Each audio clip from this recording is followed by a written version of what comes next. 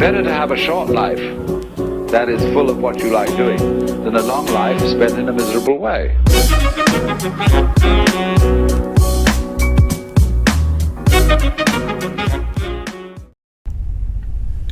Well, it seems like everybody else has had the same idea. It's 8 o'clock in the morning.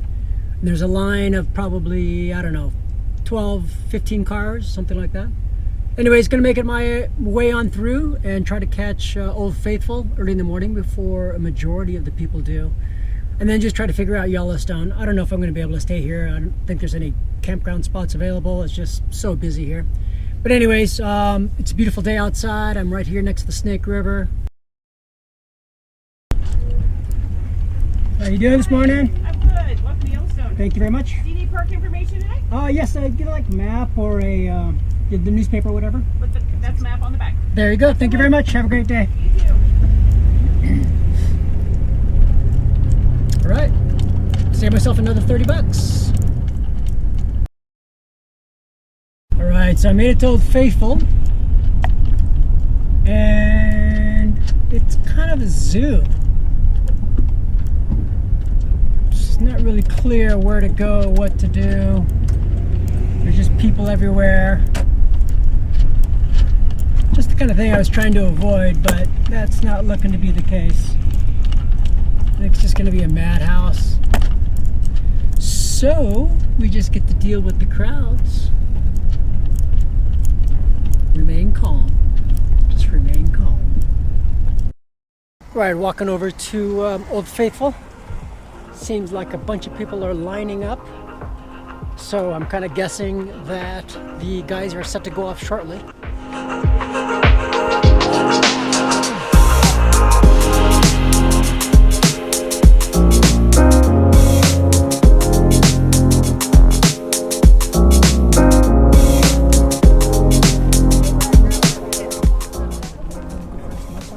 Alright, so that was pretty much it. Pretty nice display of nature.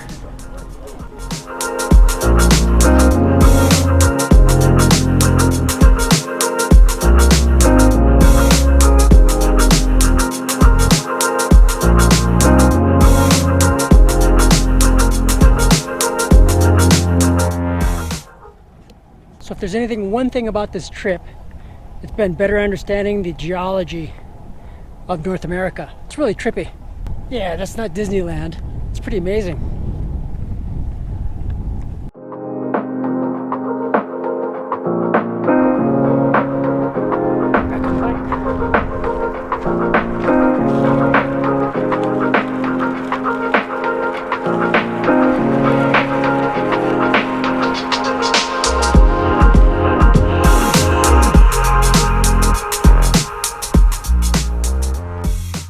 This mix of people, cars, tourism, and everything else is a bit much.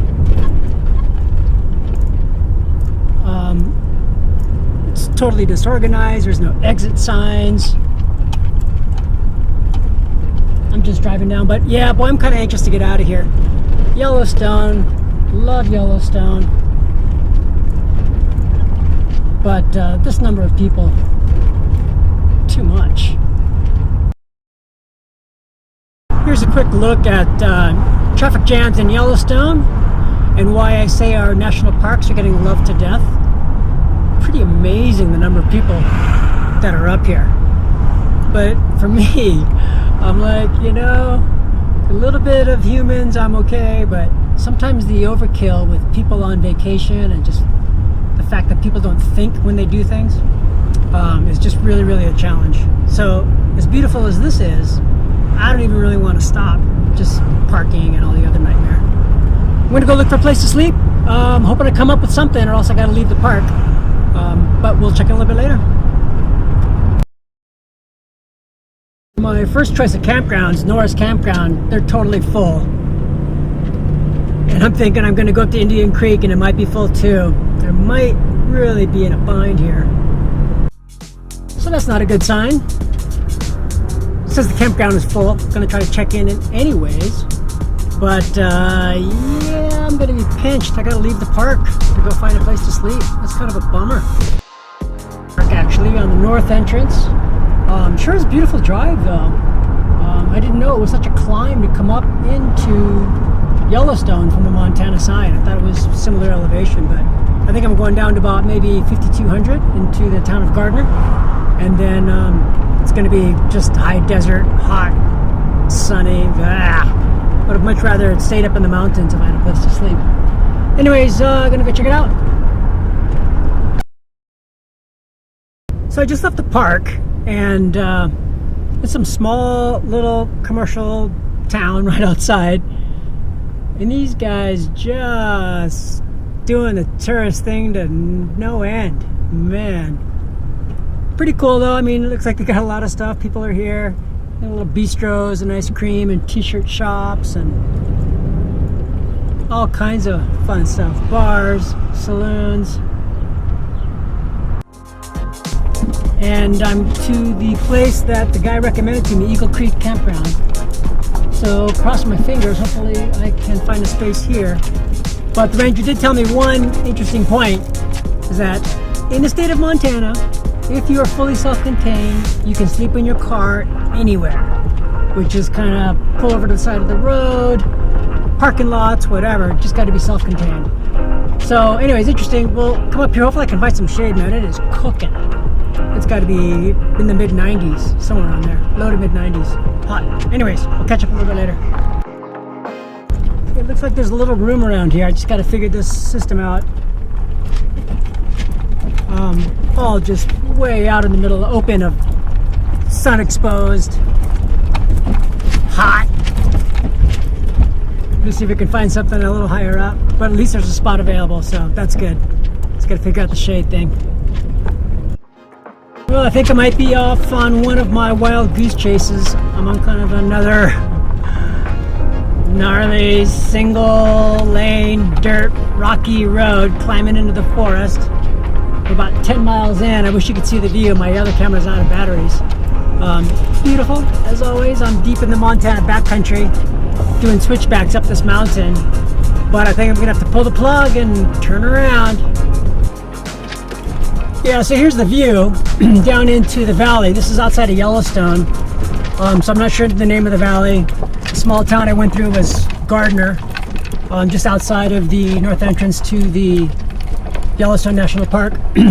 There's a ranch down below me. Real nice ranch, kind of like a dude ranch. A bunch of horses saddled up, ready to go.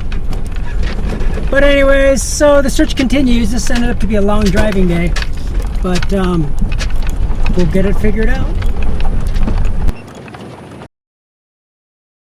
I may have found the most epic camp spot ever. So exploring around has certainly paid off. I'm on Bear Creek Road, maybe about 10 miles off of the highway, Highway 89, outside of Yellowstone. Cruising through back roads, and I'm on Bear Creek. And I saw this little turnout, not the turnout, I saw this little horse trail basically going down. And checked it out. Looks like my van can probably make it. There's a little spot down here right next to Pine Creek is where I'm located. So I'll kind of fill you in as I get settled in, but place freaking awesome.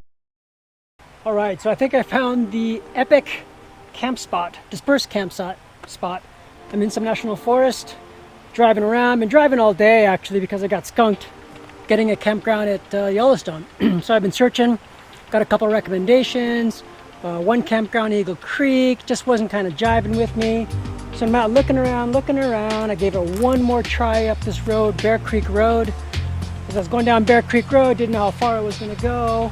I saw another little side street, a bunch of hooves from horses coming on out, so I walked down, check it out, and this is what I got. Right next to Pine Creek. Just beautiful. Took a walk down.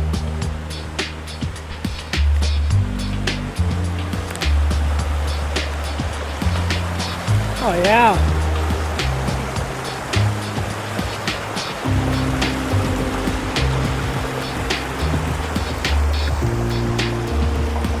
If that doesn't have calmness and serenity etched into it, I don't know what does. But I noticed there was an old building, an old structure down here, so I thought I'd come check it out and walk you through.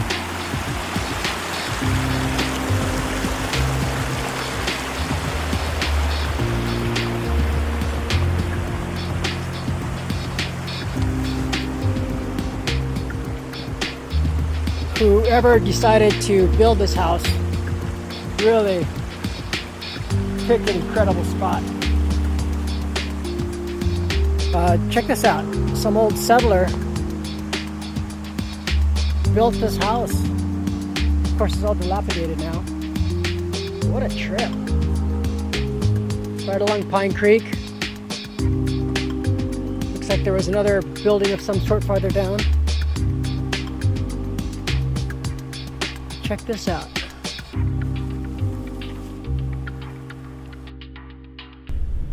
Alright, that concludes our visit here at Pine Creek. Now we just gotta work our way out of here. Got about 10 miles of dirt road that I need to get up, or get out of, and back down into Livingston, which is that small town just outside of the north entrance to Yellowstone National Park. So Beluga, I know, is going to handle this like a champ. It's really not that bad of a road. Pretty narrow, pretty bumpy.